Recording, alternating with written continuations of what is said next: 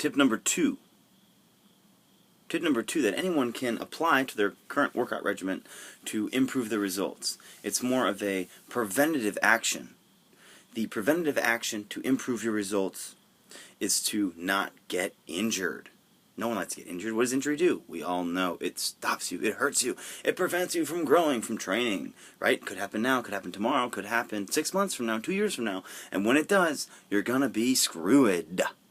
So, how do you prevent injury? Well, tip number one was focus. So if you're able to focus, you can feel, because you're paying attention. If you're paying attention, you can notice where something doesn't feel right.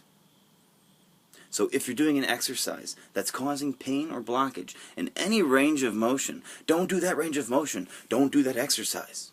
Okay?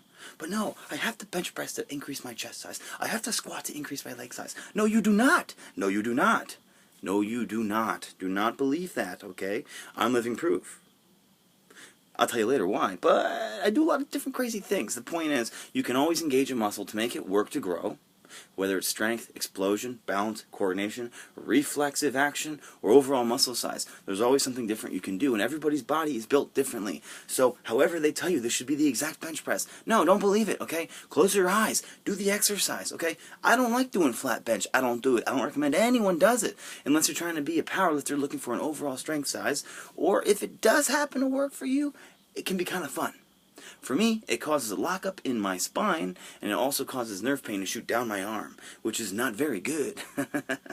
And eventually causes elbow problems and wrist problems, all sorts of things. Too much compression in the wrong areas, right? So, as you're doing an exercise, and you're aware and you're feeling it, if you feel a pain, right, accommodate, change your form, or change the exercise. If it's a free weight movement and you can't seem to accommodate by changing your form, you can't figure it out, that's fine.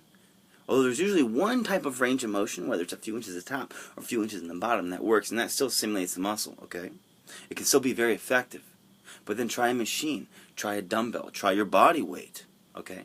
Find a way around it so that you do not feel that blockage, so it doesn't turn into something worse, because your whole body's a unit. If you're bench pressing and it's going to hurt your elbow, if you're squatting and it's going to hurt your back, if you're curling and it's going to hurt your wrist, right? You use your wrist and your back and your elbow for like almost everything, you know, day to day. If your training regimen is not boosting your success in your day-to-day living, as well as if it's not boosting your success in all other muscle groups by preventing pain, then you need to change that up now.